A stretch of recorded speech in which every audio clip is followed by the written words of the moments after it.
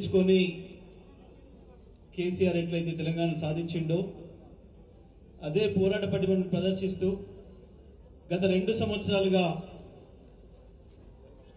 ఈ ప్రభుత్వం ఉన్నది కేవలం దోపిడీ కొరకు వచ్చింది, ఇది దోపిడీ దొంగల ప్రభుత్వం అని ప్రజలకు ఇచ్చిన మాట నెరవేర్చకపోగా ఉన్న ప్రజల ఆస్తుల్ని లోటీ చేస్తూ ప్రజల ఇండ్లను కూలగొడుతూ దుర్మార్గంగా పనిచేస్తున్న ఈ ప్రభుత్వాన్ని నిలదీయడంలో దానికి వ్యతిరేకంగా పోరాడుతున్న హైదరాబాద్ బాధితులైతేనేమి, లగచర్ల బాధితులైతేనేమి, మూసీ బాధితులైతేనేమి, రాష్ట్రంలో ఎక్కడెక్కడ ఏ సమస్యలతో ప్రజలు కొట్టుమిట్టాడుతున్న వాళ్ళందరికీ ధైర్యంగా ఉండి అండగా ఉండి తనదైన పద్ధతుల్లో అద్భుతమైన నాయకత్వాన్ని అందిస్తున్న మన పార్టీ రాష్ట్ర కార్యనిర్వాహక అధ్యక్షులు కేటీఆర్ గారికి, వేదికపై ఉన్న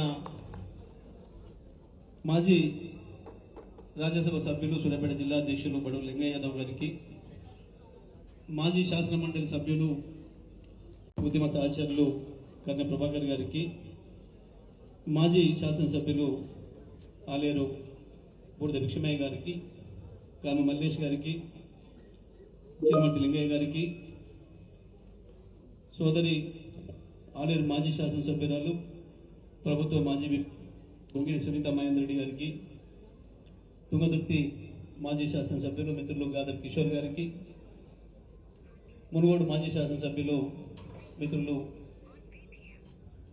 ప్రభాకర్ రెడ్డి గారికి, అదేవిధంగా చింతల వెంకటేశ్వర రెడ్డి గారికి, వేదికపై ఉన్న ఈ భువనగిరి జిల్లాలో భువనగిరి నియోజకవర్గంలో నాతో కలిసి 2001 నుండి ఉద్యమంలో పనిచేసి ఇక్కడి గులాబీ జెండా నిలబెట్టిన ఉద్యమ సహచరులు అనేక మందికి, మీడియా మిత్రులకి అందరికీ నా నమస్కారాలు.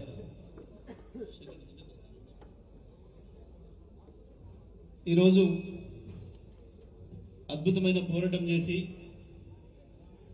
అది ఎన్నికల పోరాటం కాదు, వాస్తవానికి నిన్న మొన్న మన వాళ్ళు చేసింది ఒక యుద్ధమే చేసిండ్రు. బ్రహ్మాండంగా గులాబీ జెండా చేతులు పట్టుకొని ఒకే ఒకటి ఆయుధం గులాబీ జెండా కేసీఆర్ అండ్ అన్న ఆయుధంతో బ్రహ్మాండమైన పోరాటం చేసి గెలిచి వచ్చిన సర్పంచులు, ఉప సర్పంచులు, వార్డు మెంబర్లు మీ అందరికీ అభినందనలు తెలియజేస్తూ, ఓడిపోయిన మిత్రులకు మరిన్ని అభినందనలు తెలియజేస్తూ, మరింత పోరాట శక్తిని వాళ్ళు సంపాదించుకోవాలని, రాబోయే రోజుల్లో ఇంకా ఇంకా ఎక్కువ ఫలితాలు సాధించుకోవాలని చెప్పి ఆశిస్తూ, వాస్తవానికి ఎన్నికలు ఎప్పుడైనా 2 రాజకీయ పార్టీల మధ్యన, 2-3 అభ్యర్థుల మధ్యన జరుగుతాయి. ఎన్నికలు అనేవి ఎప్పుడైనా సరే భారతదేశ చరిత్రలో, తెలంగాణ చరిత్రలో. కానీ మొదటిసారి చూసినాం మనం ఒక ఆశ్చర్యకరమైన పద్ధతిని. మనం కేవలం ఒక కాంగ్రెస్ పార్టీతో కొట్లాడలే. కాంగ్రెస్ పార్టీ, పోలీసులు, కొంతమంది అధికారులు, ఆ ముగ్గురు ఒకవైపు టీం ఉంటే ఇంకొక వైపు కేవలం బీఆర్ఎస్ సైనికులు ఉన్నారు. వాళ్ళు ముగ్గురు మనం ఒక్కరం ప్రతి చోట. దురదృష్టం ఏంటంటే అక్కడక్కడ ఎన్నికల సంఘం అధికారులు కూడా అందులోనే చేరింది. ఎన్నికల సంఘం అధికారులు కూడా దాంట్లోనే చేరిండ్రు. ఓట్ల లెక్కింపు రోజుకి వచ్చేటప్పటికి అది కూడా బయటపడ్డది. అనేక చోట్ల మన గెలిచిన సర్పంచుల ఓట్లను తీసి బయట వేయడం, ఓట్లు తక్కువ లెక్క పెట్టడం, మనమే 2, 3, 4 మెజారిటీ వచ్చిన కాడ వాటిని కింద పడేసి వాళ్ళు ఎక్కువ వచ్చిందని చెప్పడం, ఒకటి ఎక్కువ వచ్చిందని చెప్పడం. ప్రత్యేకించి హుజూర్నగర్ నియోజకవర్గం నిన్న చూస్తే మంత్రి స్వయంగా మన అభ్యర్థులు పిలిచి భయపెట్టడమే కాకుండా, ఒక ఊర్లో నిన్న కల్మంచెల్లం అనే ఊర్లో 14 ఓట్లతోనే మన సర్పంచ్ గెలిచిందని చెప్పితే అందరు సంపూర్ణంగా బయటకు వచ్చిండ్రు, కొట్టుకుంటున్నారు. 45 నిమిషాల తర్వాత మళ్ళీ రమ్మని చెప్పి పంపారు. మీరు ఏజెంట్లు అందరు రావాలి, దేనికి అంటే మళ్ళీ లెక్కింపు చేయాలి, పైనుంచి ఆర్డర్ వచ్చింది, మంత్రి చెప్పిండు అని చెప్పి. మన వాళ్ళు పెద్ద ఎత్తున పోరాటం చేసిండ్రు. బ్రహ్మాండంగా రీకౌంటింగ్ వచ్చేది లేదు, మీరు ప్రకటిస్తేనే మర్యాద, లేకపోతే మాత్రం దీని అంతు చూస్తాం, ఇక్కడి నుంచి అధికారులను కూడా పోనివ్వము అని చెప్పి వార్నింగ్ ఇచ్చి నేను రాత్రి 12 దాకా నేను కూడా మాట్లాడిన తర్వాత చచ్చుకుంటూ రికౌంటింగ్ లేదేం లేదని చెప్పి మళ్ళీ ప్రకటించి పంపారు. ఇటువంటి దుర్మార్గాలు ఒకటి కావు, రెండు కావు. ఇక్కడ కూడా భువనగిరి మండలం రాఘాపూర్ విలేజ్ లో కూడా ఇదే పద్ధతిలో మనం 11 ఓట్లతోని మనం గెలిస్తే ఆ తర్వాత వాళ్ళు ముందు ప్రకటించి మళ్ళీ రీకౌంటింగ్ అని పెట్టి 3 ఓట్లతోని వాడు గెలిచిండని చెప్పి ప్రకటించారు. అది ఎక్కడికి పోదు, అది కూడా వస్తుంది. సునీత చెప్పినట్టు వాసాల మరి లాంటివి మన ఉమ్మడి నల్గొండ జిల్లాలో దాదాపు 30 గ్రామాలలో ఉన్నవి. ఒక వాసాల మరి కాదు, అన్నింటిలో కేసులు వేస్తున్నాం. ప్రతి దాంట్లో కూడా మళ్ళీ ఆ 30 మంది మన వాళ్ళకి గెలిచి వస్తారు. రాఘవాపూర్తో సహా, వాసాల మరి రాఘవాపూర్తో సహా 30కి 30 మంది మన వాళ్ళకి గెలుస్తారు. ఇప్పుడు కూడా కోర్టులు ఇంత ముందులాగా లేదు, తొందరగానే చేస్తున్నారు. సంవత్సరంలో చేస్తున్నారు. సంవత్సరంలో మళ్ళీ ఆ 30 మంది కూడా మళ్ళీ ప్రమాణ స్వీకారం చేస్తారు. తప్పకుండా ఎట్టి పరిస్థితులు కూడా వదిలేదు లేదు.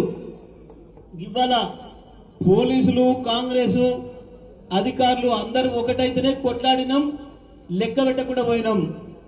ఇక రేపు వదిలిపెడతామా? కోర్టులను వదిలిపెడతామా? ఎవరిని కూడా వదిలిపెట్టేది లేదు.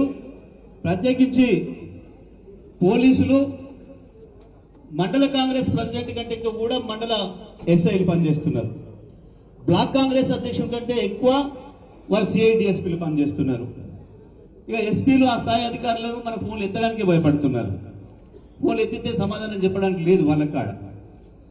ఒకప్పుడు మనం అధికారంలో ఉన్నాడు కేసీఆర్ గారు ఒకటే చెప్పిండు, మనం గ్రామాలలో ఘర్షణలు కానియొద్దు, పోలీసులను వాడే అవసరం మనకు అసలే రావద్దు, గ్రామాలు శాంతియుతంగా ఉంటేనే అభివృద్ధి జరుగుతుంది, అభివృద్ధి మీద చర్చ జరుగుతుంది, లేదా కొట్లాటలు ఉంటే నాశనం అవుతుంది. ప్రత్యేకించి మీ ఉమ్మడి నల్గొండ జిల్లా 60 ఏళ్లుగా తన్నుకొని చచ్చారు. ఏ ఊరి పోయినా 4 గోరీలు ఎదురైతే తప్ప అభివృద్ధి కార్యక్రమాలు అసలు అడ్రస్ కనపడవు. ఏ పరిస్థితిలో మీరు జరగనియొద్దని చెప్తే సార్ చెప్పిన పద్ధతుల్లో ఎక్కడ కూడా ఒక చిన్న చెంపదెబ్బ కొట్టనియలే, ఒక పోలీస్ కేసు పెట్టలేము మనం 10 ఏళ్లలో. ఒక్కటంటే ఒక రాజకీయ కేసు నమోదు చేయలేము మనం ఎన్నడూ కూడా. కానీ ఇవాళ ఈ ప్రభుత్వం వచ్చి 2 సంవత్సరాలుగా చేస్తున్న పని ఒకే డిపార్ట్మెంట్ పనిచేస్తుంది, అది పోలీస్ డిపార్ట్మెంట్. మన ప్రభుత్వంలో అసలు ఏం పనిలేని డిపార్ట్మెంట్ అంటే పోలీస్ డిపార్ట్మెంట్ ఉండే. వాళ్ళు కూడా ఉత్తర ఖాళీ ఎందుకు ఉండనియాలని సారు వాళ్ళతో కూడా చెట్లు పెంచే కార్యక్రమం చేయించండు పోలీస్ డిపార్ట్మెంట్ తో కూడా. మీరు కూడా ఈ పని చేయరు, ఎవరిని కొట్టే పని లేదు మా ప్రభుత్వంలో అని చెప్పి.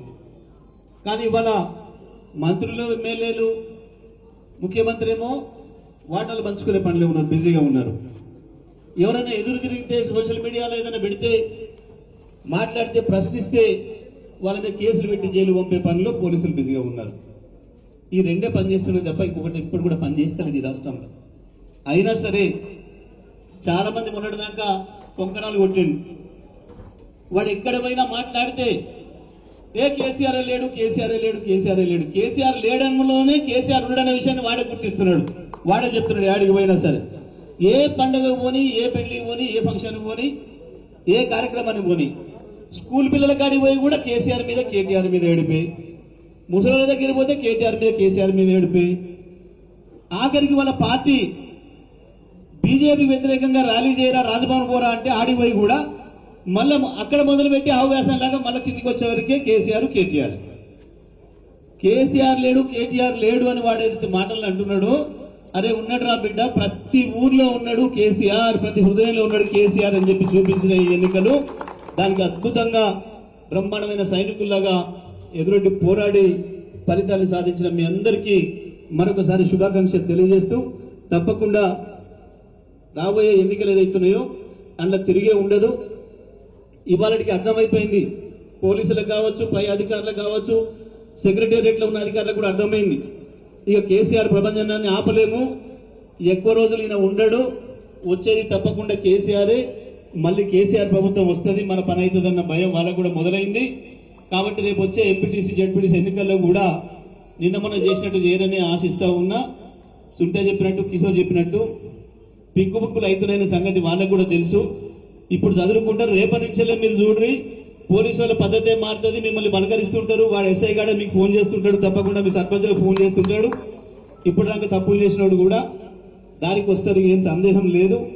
మనం ఇదే పట్టుదలతోని ఇంకా ముందుకు పోదామని చెప్పి తెలియజేస్తూ, మరి మేము అడగగానే కొత్తగా గెలిచిన సర్పంచ్లను మీరు అభినందించాలి అని చెప్తే తప్పకుండా జిల్లాగా మాకు అవకాశం ఇవ్వాలి అని చెప్తే మొట్టమొదట మన యాదాద్రి భువనగిరి జిల్లాకు ఒప్పుకొని ఇక్కడికి వచ్చినందుకు పెద్దలు కేటీఆర్ గారికి నేను ఈ జిల్లా తరఫున మనస్ఫూర్తిగా ధన్యవాదాలు తెలియజేస్తూ మరి వారు నిజమే సుద్ద చెప్పినట్టు పెళ్లి రోజు అయినప్పటికీ కూడా దాన్ని వదులుకొని ఇంటికాడ వాళ్ళకి చెప్పి సంప్రదించి సాయంత్రం వస్తా అని చెప్పి ఇక్కడికి వచ్చి మన వాళ్ళని అభినందించడానికి వచ్చినందుకు వారికి పెళ్లి రోజు శుభాకాంక్షలతో పాటు ధన్యవాదాలు తెలియజేస్తూ సెలవు.